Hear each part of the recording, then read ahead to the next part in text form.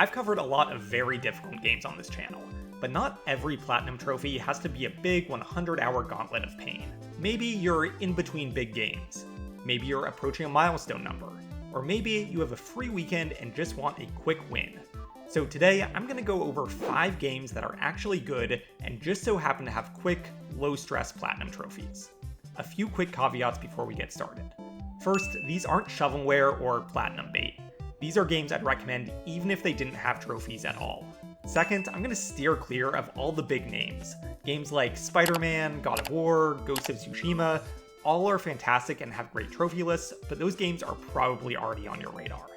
This list is about getting a little bit off the beaten path. Maybe it's a hidden gem, or a game that you've heard about but have never gotten around to getting the Platinum. The goal here is to inspire you to pick up one of these quick, easy, great games. I also tried to pick games that are on PlayStation Plus or have been in the past, so hopefully you have pretty easy access to these. So let's kick things off with our first game, Grease.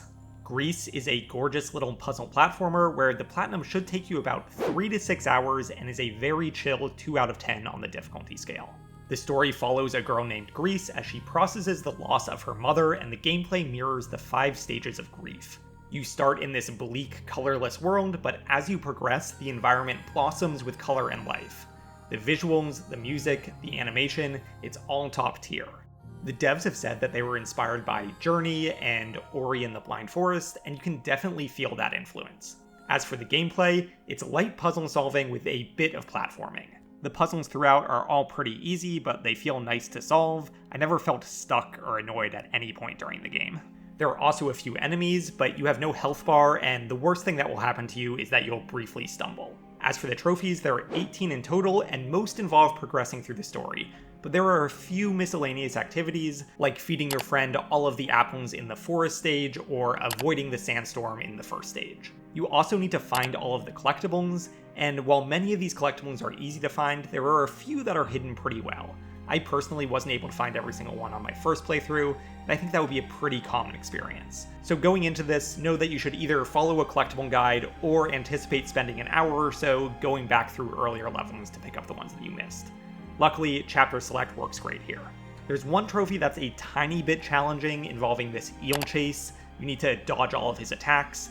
I messed this up on my first playthrough, but again, using Chapter Select, I went back and picked it up pretty quickly. Not too bad.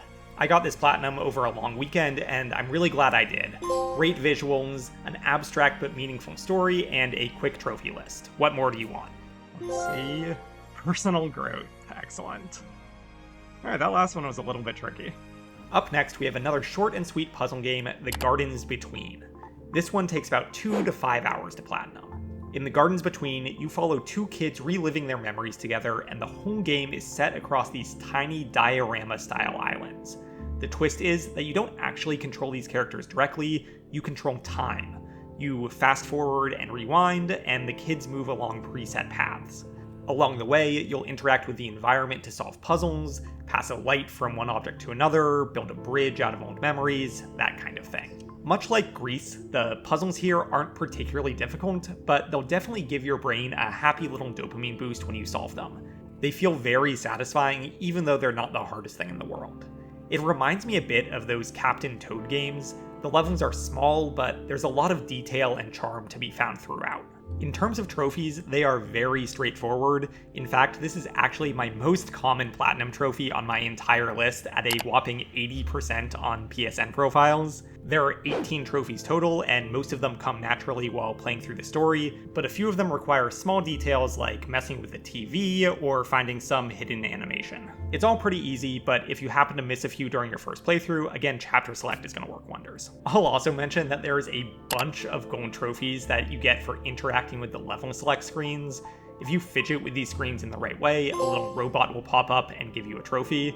I only call this out because they're the easiest gold trophies I've ever seen in my life, but if you want to pad your trophy stats a little bit, this game can definitely help you out a bit with all of these gold trophies. The Gardens Between is easily the shortest one on this list. You could really get it done in like 90 minutes, and it's a good time, so I recommend it. The next game's also fun, but just slightly longer, and that is Toem.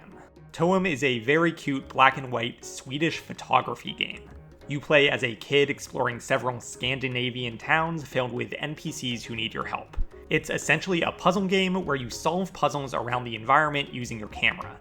When you arrive in a new location, you'll be given a big list of objectives to cross off as you explore the area. It's all very charming and cute. It kind of reminds me of Animal Crossing in a way. You're just spending time with friendly and quirky NPCs. I also like the variety of the different areas. You get a forest, a city, a snowy mountain, an island, so on and so forth. There's also a good amount of DLC that unlocks new locations if you want even more photography fun. I will say that this one is slightly longer than Greece and the Gardens Between. There are 49 trophies in total, and it took me about 5.5 hours, although the trophy guide recommends 8. I'm also slightly surprised that it's rated a 1 out of 10 in difficulty, because some of these puzzles can be somewhat tricky. The areas are pretty big, and so you can spend a good amount of time running back and forth searching for your objective. So if you want to cut down on the time, a guide certainly helps, but that also kind of ruins some of the fun. If you liked Untitled Goose Game, this has a similar vibe. There are all these quirky characters and silly objectives. In fact, I almost included Goose Game on this list because it's so similar to these other games, but ultimately I decided that the speedrun trophies in that game are a little too frustrating to qualify as easy, and so I left it off the list. I've got a full video on Goose Game if you want to see me get more and more frustrated at this speedrun. But none of that frustration was here in Toem. I really recommend it a ton. It's a great, relaxed, easy platinum. This brings me to by far the most well-known game on the list. In fact, you might roll your eyes at this for me saying it's underrated or unheard of. We're going to talk about Stray, aka the cat game. There was a lot of hype around Stray when it was released. It was a PlayStation Plus Day 1 release and even got a Game of the Year nomination back in 2022. You play as a stray cat navigating a cyberpunk city trying to reunite with your feline friends. It definitely has more traditional gameplay than the other titles on this list. There's some platforming, some stealth, some puzzle solving, but nothing overwhelming. There are 25 trophies total, and the platinum takes about 8 or 9 hours, so a bit longer than the others and slightly more challenging. There's one trophy that I've seen give people a little bit of trouble, Can't Catch Me. You have to make it through a chase scene without getting caught once, and yeah, it can be a little bit annoying. I failed a few times, but once you learn the patterns, it's totally doable in 15 or 20 minutes. You also have to do a full game speedrun in under 2 hours, and this might sound intense, but honestly, once you know what you're doing, it's a breeze. They give you a ton of bonus time. But yeah, I think it's important to know that going in. I know that some people aren't really down for second playthroughs. Before we get to the final game on my list, let me give you a few honorable mentions quickly. These are games that didn't quite fit the category. First, we have Chia, an open-world game inspired by the island New Caledonia.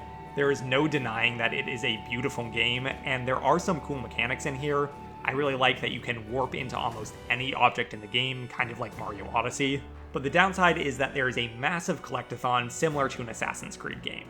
There are just tons of markers on the map, and you need to clean up all of them. Ultimately, this makes the platinum about 20 hours long, and for me, it kind of overstayed its welcome. But that's just me. If you're happy to throw on a podcast or a TV show and grind out some collectible hunting, then consider checking this one out. It's an easy game, just a little bit too long. Honorable mention number 2 is Dave the Diver. This is a game that mixes a few different genres. By day, it plays like a roguelike as you're a deep-sea diver hunting for fish and treasures, and then by night, it shifts to a restaurant management game as you run a sushi shop that serves the food that you caught during the day. It's pretty clever. As you progress, a few other genres pop up, and so I definitely respect it for never being afraid to try something completely new. The reason why this is just an honorable mention is that the plat is roughly 40 hours long, and in fact, I haven't even gotten it myself yet. The gameplay cycle is extremely fun and addictive at first, but as I got further and further into the game, I grew a little bit tired of it. I might finish this one off eventually, but for now, the grind was a bit too much for me. And my final honorable mention is certainly one that you've heard before, Astro's Playroom. I didn't include it in the list because everybody already knows it, but let me say it clearly. If you haven't gotten the Astro Platinum yet, stop what you're doing and go play it. It's free with the PS5, it's like 3.5 hours long, and it's an absolute joy. As I was looking through all my old footage for the game to make this video, I honestly wanted to go play it again. I'm obsessed with the attention to detail and references to old PlayStation properties. It's even in the trophy names. You get Adequate Boy when you take down a rabbit as a reference to God of War. I'm sure there are so many that I didn't even pick up on. I also love these levels where you unlock the PlayStation console at the end, and you realize that the background this entire time has been that console's home screen. All of it is just so good. This was my very first platinum, and it basically kickstarted my whole obsession with trophy hunting. Sony was so smart to put this on the console, it got me completely hooked on platinums, and I'm never going back. Go play it if you haven't done so. But okay, on to the last item in the list, Spiritfarer. I'm kind of breaking my own rule here. This is not really a quick platinum, it's about 35 hours to complete, but I'm including it in the list because it fits the vibe of the other games so well. You play as Stella, a girl who ferries spirits to the afterlife. Much like Grease, it's another game about death, grief, and moving on, but told through a cute and charming backdrop of sailing the oceans. In terms of gameplay, it's a management simulator. You find resources while sailing, and you can use those to craft new buildings like gardens, sawmills, kitchens, and add them to your ship. At any given time, you'll have a handful of NPCs on your boat, and as you complete tasks for them, you'll manage your relationship to keep them happy. I think it fits pretty squarely in the cozy genre similar to Stardew Valley, but then you'll be met with real emotional moments as you fulfill your spirit's last wishes and send them off to the afterlife. There's a nice optional multiplayer component to this one. I played through about the first half of the platinum with my girlfriend, and we both ran around the ship making sure everything was running smoothly. In terms of the platinum itself, this one is definitely a bit more ambitious than the others on the list. There are 39 trophies in total, and there are a few missable ones, so it takes a little bit of forethought. It's certainly not a weekend game or a single-sitting game like the others, but none of it is particularly hard, and it's another excellent game, so I really felt like I needed to include it. So there's my list of 5 easy and relatively fast platinums that I feel like are a bit underrated. Leave a comment letting me know what games you have on your list that are like this. Let's help each other out and find some hidden gems out there. Thank you to my channel members for the support, and please like and subscribe if you enjoyed this video. Coming up next, I think it's time to jump back into a hard game, and I'll be tackling Trials Rising over the next few months. Hope to see you all on that journey. Thanks!